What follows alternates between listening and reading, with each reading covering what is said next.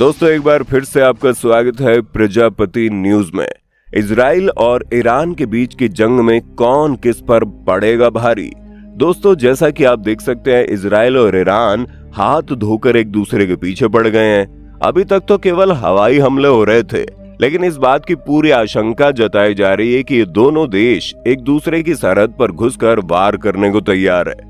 ऐसे में अगर जंग की स्थिति बनती है तो कौन जीत हासिल करेगा और किसे हार का मुंह देखना पड़ेगा। इजराइल और ईरान में से किस मिलिट्री पावर में ज्यादा ताकत है। आज की वीडियो में मैं यानी आपका दोस्त विशाल प्रजापति आपको सब कुछ बताने वाला हूँ। बस मेरे साथ वीडियो के अंत तक बने रहिए। लेकिन हाँ, वीडियो शुरू करने से पहले एक छोटी सी रिक्वेस्ट है। वीडियो के नीचे रेड कलर का सब्सक्राइब बटन दिख रहा होगा, उस पर क्लिक करके सब्सक्राइब कर लें और साइड में बेल आइकॉन भी दिख रहा होगा, उस पर भी क्लिक कर लें ताकि आपको वीडियो मिले सबसे पहले। दोस्तों वैसे तो खुले तौर पर ये कह पाना मुश्किल है कि कौन किस पर भारी पड़ेगा, क्योंकि किसी ने नहीं सोचा था कि अमेरिका की आर्मी को वियतनाम में इतना स्ट्रगल करना पड़ेगा या फिर रूस को यूक्रेन के साथ जंग लड़ने में इतनी दिक्कत होगी।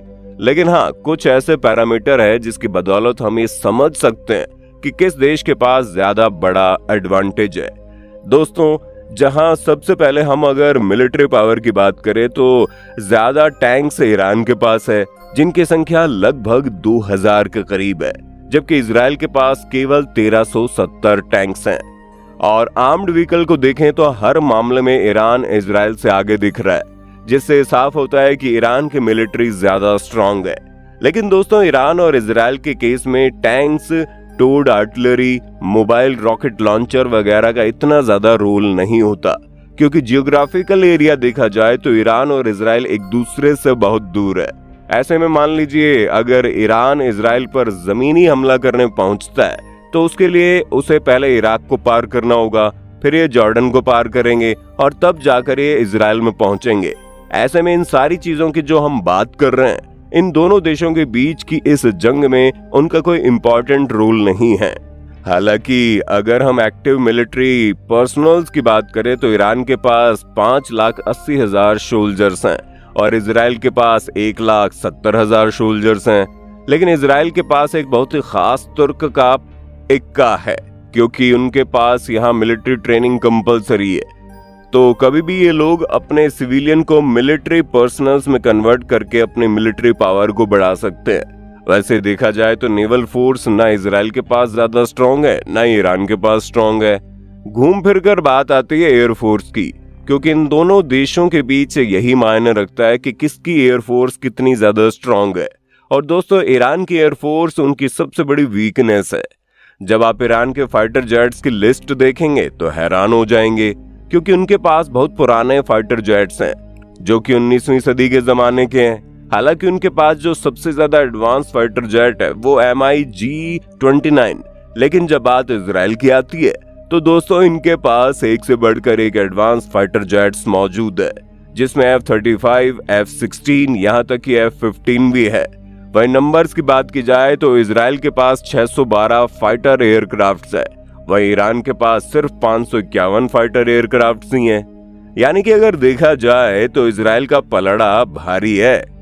वहीं अगर हम न्यूक्लियर वेपन्स की बात करें तो ईरान और इजराइल के बीच की जो लंबी दूरी है उसमें ना ही मिलिट्री इतने सारे देशों को पार करके अटैक करेगी और ना ही नेवल फोर्स इतनी लंबी दूरी तय करेगी।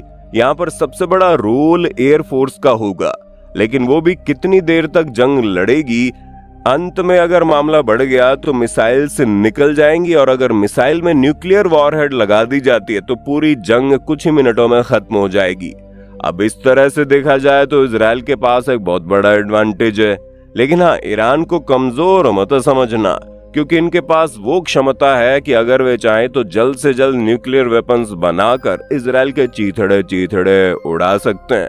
हालांकि इजराइल का जो एयर डिफेंस सिस्टम है वो बहुत स्ट्रांग है, जिसका नमूना आप कुछ ही दिनों पहले देख चुके हैं, जब ईरान ने मिसाइल और ड्रोन से इजराइल पर वार किया था, जो अपने एयर डिफेंस सिस्टम की बदौलत इजराइल सुरक्षित तो हो गया। अगर ईरान दोबारा से ऐसा करने की कोशिश करता है तो इस बात की ज्यादा संभावनाएं हैं कि इजराइल खुद को बचा ले। दोस्तों ताकत के मामले में तो इजराइल ईरान पर भारी पड़ता नजर आ रहा है, लेकिन अगर हम कंट्री मोराल की बात करें तो दोस्तों ये बहुत ही जरूरी पॉइंट है।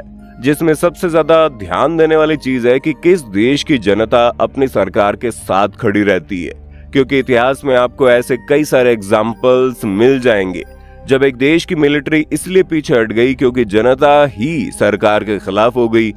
ऐसे में आप मान लीजिए ईरान इजराइल के बीच जंग हो रही है और बीच में ईरान की जनता ही ईरान की सरकार के खिलाफ प्रोटेस्ट करना शुरू कर देती है। लोग सड़कों पर उतर जाते हैं, सरकारी बिल्डिंगों पर हमला होना शुरू हो जाता है। इससे ही जंग के परिणाम पर खास असर पड़ेगा ना। इसलिए ये सिचुएशन पर डिपेंड करेगा कि उसे टाइम कौन सा देश किस तरह से एक्शन ले रहा है। अब एक बार साइबर वॉरफेयर कैपेबिलिटी पर भी नजर डाल लेते हैं। अगर कुछ सालों पहले ये सवाल किया जाता है कि कौन इसमें ज्यादा स्ट्रांग है, तो इजराइल का नाम आता है। लेकिन दोस्तों, पिछले कुछ सालों में ईरान ने साइबर वॉरफेयर कैपेबिलिटी में रूस के साथ काफी कोऑपरेशन करके और चीन के साथ हाथ मिलाकर अपनी ताकत को बढ़ा लिया है। अभी हाल ही में जब नेशनल साइबर पावर इंडेक्स सामने आया, जिसमें बताया गया था कि कौन सा देश साइबर वॉरफेयर के मामले में ज्यादा स्ट्रांग है, तो इस लिस्ट में ईरान 10वें नंबर पर था और इजराइल 19वें नंबर पर था। यानी कि ईरान इस मामले में इजराइल को पीछे छोड़ देता है। कुछ ही सालों में ईरान ने अपनी साइबर वॉरफेयर पावर को इतना ज्यादा बढ़ा दिया है कि यहाँ पर ईरान न सिर्फ इजराइल से बल्कि भारत से भी आगे निकल गया है। लेकिन अभी भी एक बहुत जरूरी चीज पर बात करना बाकी है, वो है ग्लोबल सपोर्ट। यहाँ पर हम सभी खुले तौर पर जानते हैं कि इजराइल के पीछे अमेरिका हमेशा उसे सपोर्ट करने के लिए खड़ा है। और जब से इजराइल और ईरान के बीच जंग छिड़ी है, चीन और रूस ईरान का साथ दे रहे हैं। यानी कि अगर इन दो देशों के बीच जंग छिड़ती है तो दुनिया की जो सबसे बड़ी ताकत है वो भी जंग में उतर जाएगी और परिणाम बहुत ही भयानक हो सकते हैं। यहाँ तक कि विश्व युद्ध की स्थिति भी बन सकती है और ज्यादातर एक्सपर्ट्स कह रहे हैं कि ईरान और इजराइल की जंग ही विश्व युद्ध का एक बड़ा कारण बनेगी। वैसे आपको क्या लगता है, क्या ये छोटी सी जंग विश्व युद्ध में तब्दील हो जाएगी? अपना जवाब हमें कमेंट बॉक्स में बताइए। ऐसे ही वीडियोस देखते रहने के लिए चैनल को लाइक शेयर सब्सक्राइब कर दें। और हाँ, हम फिर मिलेंगे नए वीडियो में। तब तक के लिए जय हिंद जय भारत। दोस्तों, आपकी स्क्रीन पे 2 और वीडियोस दिख रही हैं, जिसे देखने के लिए आप इस स्क्रीन पर क्लिक करें। दोनों देखिएगा, बहुत अच्छी वीडियो बनी है।